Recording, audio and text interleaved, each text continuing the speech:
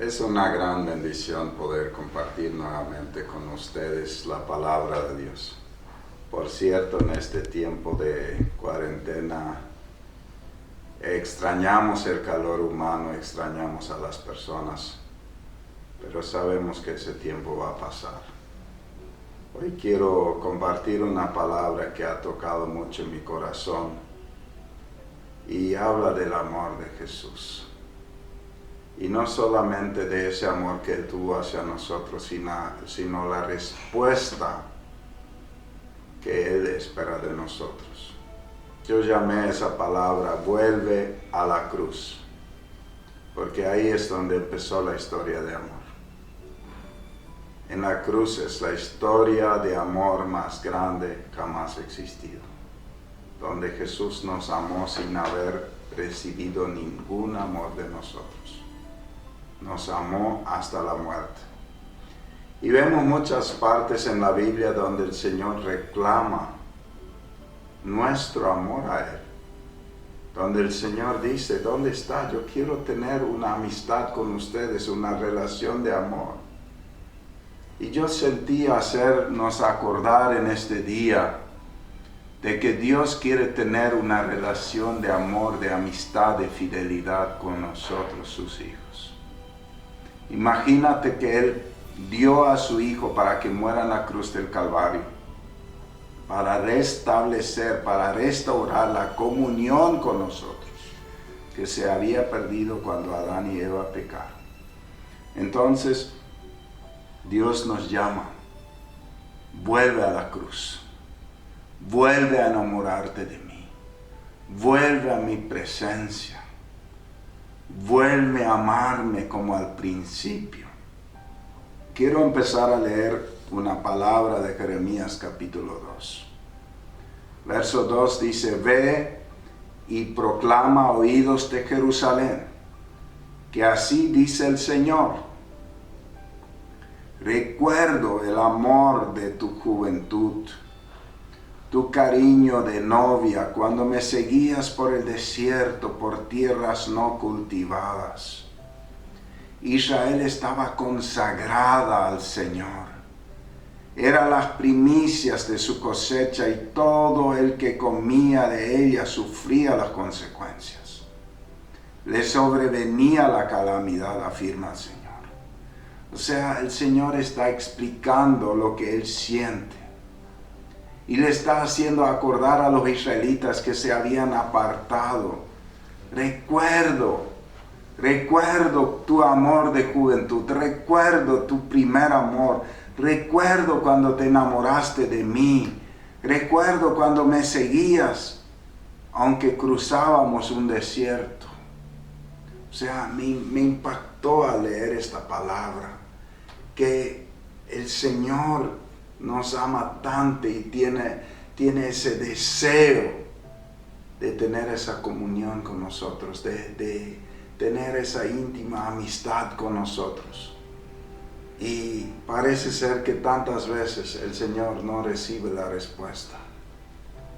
El Señor le hace acordar con tanta ternura a los israelitas cómo le seguía, cómo le amaba, y si alguien le quería hacer algo, Dios le castigaba. Dios velaba por su novia, la iglesia. Entonces yo creo que esa palabra el Señor nos está diciendo hoy. Los israelitas se habían apartado, le habían dado la espalda a Dios, se habían hecho otros dioses. Estaban confiando en sí mismos. En otra parte dice, ustedes se han hecho cisternas, han confiado en su propia fuerza, en sus propios esfuerzos, han dejado de confiar en Dios. Y Él quería que vuelvan a su corazón, que vuelvan a seguirle con amor y por amor. La única manera correcta de seguir a Dios no es por religiosidad ni ninguna otra manera correcta. La única manera es por amor a Él, por amor a Él. Entonces el Señor nos está llamando a amarlo, a seguirlo con pasión, con amor, con entrega, con fidelidad. Él nos está llamando a volver a la cruz, a volver al primer amor, a recordarnos que Él dio su vida por nosotros para rescatarnos, para tener comunión con nosotros, para que nosotros podamos vivir una vida en victoria. Los israelitas se les había olvidado, se habían apartado, le habían dado la espalda. Qué tremendo, qué terrible.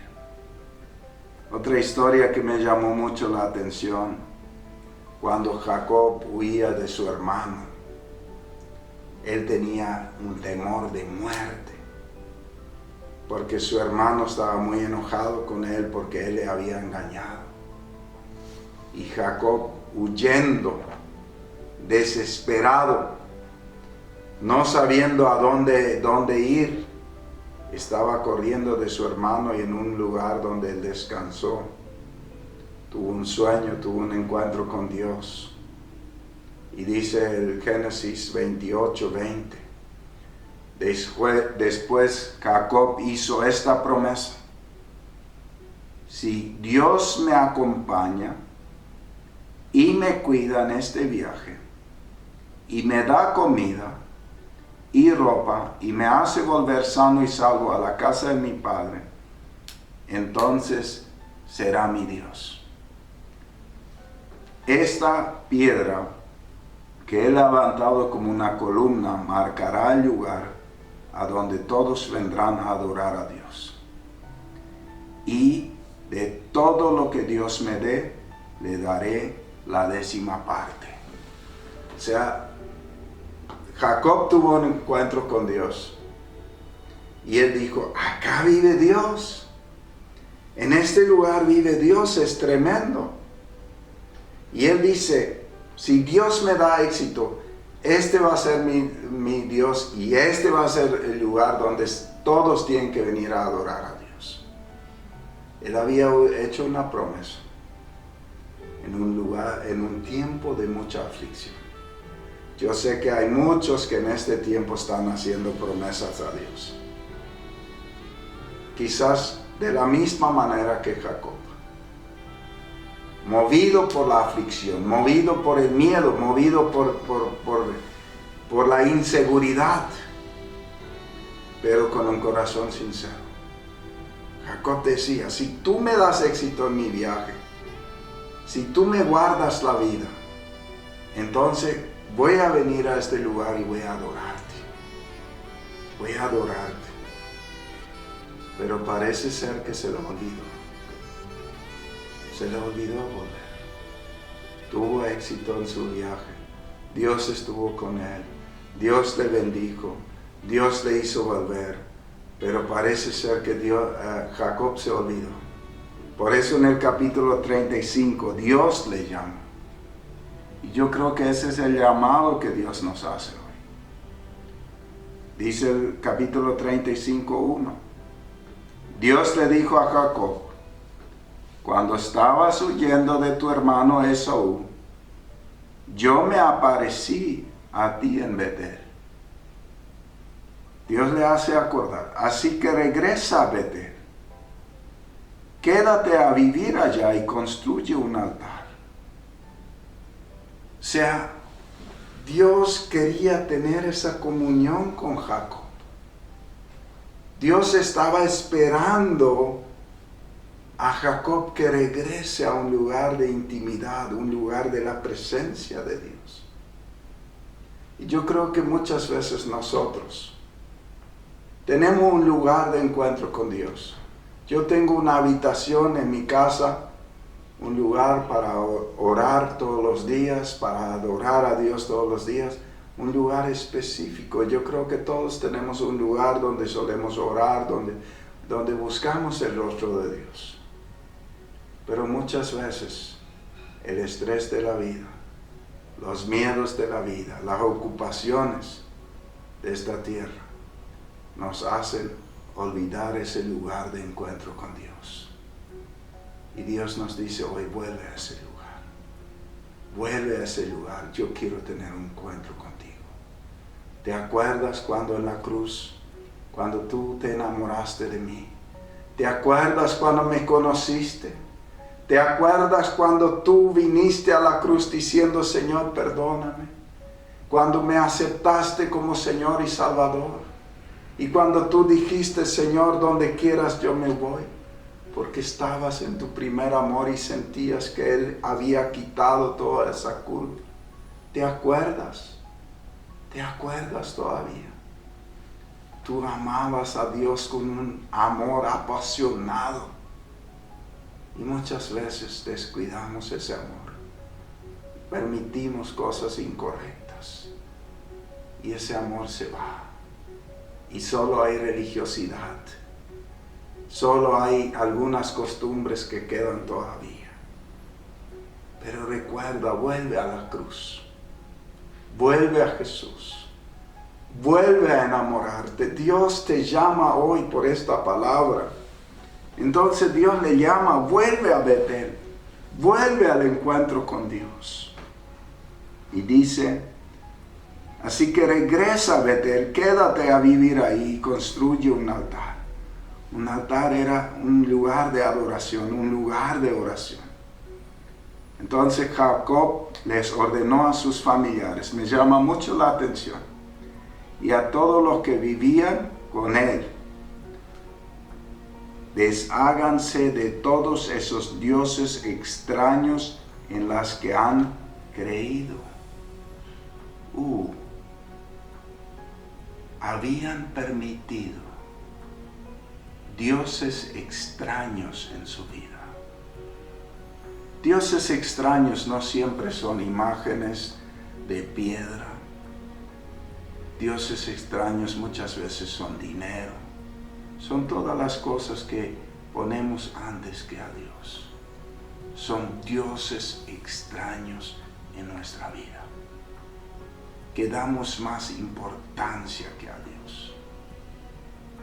Entonces, acá nos damos cuenta que Jacob no había vuelto al lugar de reunión con Dios, porque había cosas incorrectas que había permitido en su casa, en su familia, que él estaba consciente, porque en el momento que Dios le llama, él dice a su gente, quiten, desháganse de todos esos dioses extraños en los que han creído.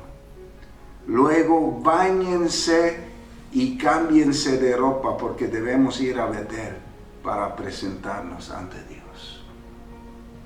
Jacob estaba consciente de que su corazón y el de su familia se habían enfriado, había enfriado la relación. Pero acá vemos la misericordia de Dios. Dios veía todo y Dios le llama, vuelve al encuentro conmigo. Vuelve al primer amor, cuando te hablé por primera vez. Cuando con tanta emoción me dijiste, tú vas a ser mi Dios. Tú vas a ser mi Dios. Entonces, ellos se purifican. Y dice, allá construiré un altar para darle gracias, pues cuando estuve en problemas, Él me ayudó. Por donde quiera que he andado, Dios siempre ha estado conmigo. O sea, Jacob reconoce, Dios siempre le ayudó, pero se dio cuenta que él no fue fiel. Dios fue fiel, pero él no. Él había permitido cosas incorrectas en su corazón. Entonces ellos le entregaron a Jacob todos aquellos dioses y también los aretes que llevaban como amuletos. Entonces Jacob los enterró bajo el gran árbol que está en Siquén. O sea, ellos sacaron de su vida todo lo que impedía encontrarse con Dios. Y eso es lo que tú y yo necesitamos hacer. Cuando Dios le llama, ellos revisaron su corazón y se dieron cuenta cuán lejos estaban de Dios. Y empezaron a una limpieza completa. Y a mí me llama la atención, cuando ellos se deshacen de todo esto, dice, y cuando Cuando se pusieron en marcha, Dios hizo que todas las ciudades vecinas les tuvieran miedo. Así que nadie los persiguió. Lo normal era que le persigan, que le ataquen, pero nadie lo hizo. Porque en el momento que ellos se arrepintieron, la presencia de Dios los respaldó. Muchas veces no contamos con el respaldo de Dios y caminamos solos, aunque nos hacemos llamar cristianos, porque estamos caminando en cosas incorrectas. Y estamos caminando solos y el enemigo nos puede tocar. El enemigo no nos puede tocar cuando estamos sujetos a Dios, no cuando estamos viviendo en rebeldía. Entonces dice, Jacob y toda su gente llegaron a Betel, que está en la tierra de Canaán, y fue ahí donde Dios se le apareció a Jacob cuando oía de su hermano Esaú. Por eso Jacob construyó ahí un altar y al lugar le puso por nombre Dios de Betel. ¡Qué tremendo! A mí me llegan en lo más profundo del corazón esos relatos que hemos leído. En primer lugar, Dios llamando a los israelitas en el profeta Jeremías, haciéndole acordar, ¿te acordás cuando me seguías con amor? ¿Te acordás cuando estabas dispuesto hasta a seguirme por el desierto porque me amabas? ¿Te acordás cuando no te quejabas? ¿Y cómo le llama a Jacob de vuelta al lugar del encuentro? Yo cuando leí esas palabras, yo sentí que Dios nos está llamando. Este tiempo es un tiempo de llamado a buscar a Dios, a volver al primer amor, al volver a enamorarnos de la presencia de Dios, a volver a poner en primer lugar a Jesús. Él es el que dio todo por nosotros y Él se merece todo nuestro amor. No tengamos un corazón dividido, que nuestro corazón sea completamente para Él, que no haya ningún amor hacia las cosas que no agradan a Dios. Pablo en Efesios capítulo 3, 17 dice, también le pido a Dios que Jesucristo viva en sus corazones, gracias a la confianza que tienen en Él, y que ustedes se mantengan firmes en su amor por Dios, y por los demás.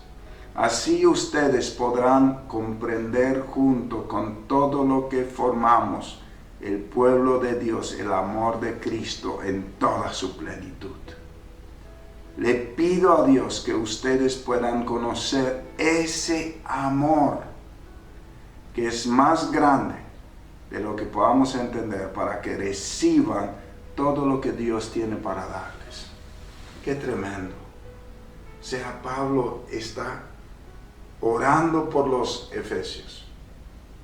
Los efesios eran esta iglesia maravillosa que cuando se había entregado había quemado tantos libros de hechicería y realmente se habían vuelto a Dios con todo.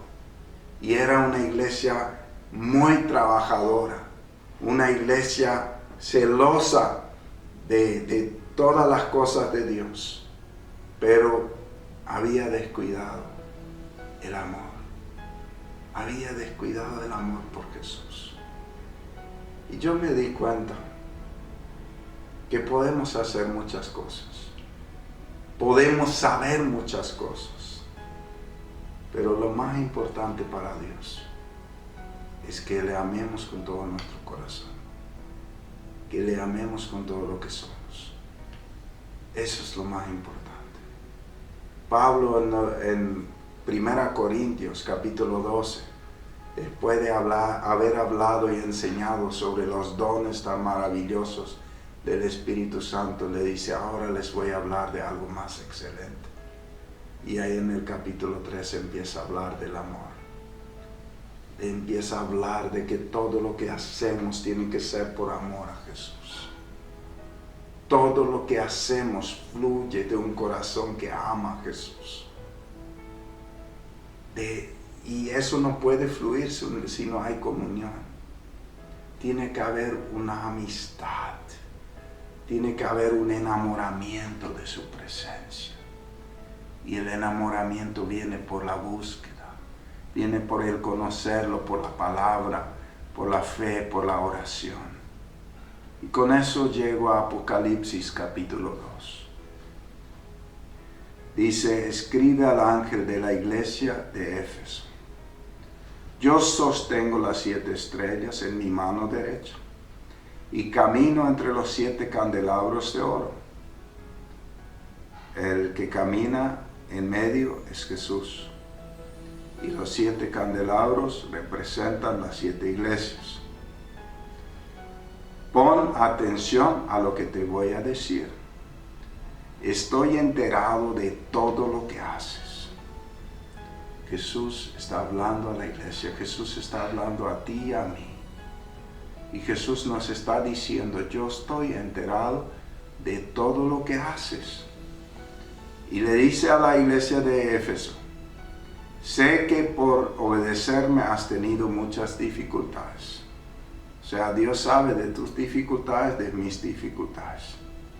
También sé que las has soportado con mucha paciencia y que rechazas a los malvados. O sea, no permitía pecado en la iglesia, era una iglesia celosa de las cosas de Dios. Sigue diciendo, has puesto a prueba a los que no son apóstoles, pero dicen serlo. O sea, la iglesia estaba discerniendo quién es de Dios y quién no. Porque en ese tiempo, también como hoy, había personas que se decían ser apóstoles, enseñaban cualquier cosa, y esa iglesia lo discernió y supo, estos no son de Dios. Y has demostrado que son unos mentirosos. Has sido paciente y por obedecerme has sufrido mucho. Pues aún así, no te has cansado de obedecerme. O sea, si ahí termina la palabra, yo digo, wow, qué iglesia perfecta, más maravillosa. Una iglesia que trabajaba mucho, una iglesia que fue fiel en el sufrimiento, una iglesia que permaneció, una iglesia que tenía discernimiento, que discernía los falsos, una iglesia que no toleraba el pecado. Ahí ya me parece perfecto. Pero no termina ahí la palabra. Dice, sin embargo, hay algo que no me gusta de ti. Y es que ya no me amas tanto como me amabas cuando te hiciste cristiano. Me traspasa el corazón esta palabra. O sea, Jesús le está hablando a la iglesia. Jesús te está hablando a ti, me está hablando a mí. Jesús dice, yo por amor di mi vida por ti. Yo en la cruz colgué por amor a ti. No fueron los clavos que me sostuvieron, fue mi amor por ustedes. Yo les amo. Yo no quiero que trabajen por trabajar. Yo quiero que todo lo que ustedes hagan, lo hagan por amor. Entonces Jesús te está diciendo, ustedes ya no me aman como me amaron cuando se hicieron cristianos. Otra traducción dice, has perdido el primer amor. Ese primer amor. Ese enamoramiento donde estás dispuesto a hacer todo por Jesús. Pero también ese enamoramiento donde tú deseas encontrarte con Él. La palabra griega que se usa aquí se traduce en intimidad. Has perdido esa intimidad con Dios. Ese donde todos los días tú deseabas orar, donde deseabas leer la Biblia, donde deseabas estar con Él. Eso había perdido. y con eso había perdido todo. Sin embargo, hay algo que no me gusta, y es que ya no me amas tanto como me amabas cuando te hiciste cristiano. Y ahí le dice, por eso acuérdate de cómo eras antes y vuelve a obedecer a Dios. Haz nuevamente las primeras obras. Otra traducción dice, vuelve a las primeras obras. Y si volvemos a ver en el griego, vemos que las primeras obras son todo lo que hacemos hecho por amor a Jesús. Recuerda cómo eras antes. ¿Qué te motivaba? ¿Qué te llevaba a ir a la iglesia? ¿Qué te llevaba a hablar a otros de Jesús? Fue tu amor por Él. Estabas tan feliz, tan lleno de amor, que querías que otro sepa de esto, que otro conozca de esto. Te ibas a la iglesia porque querías alabar a Jesús, porque te había salvado, te había perdonado. Y Jesús dice, vuelve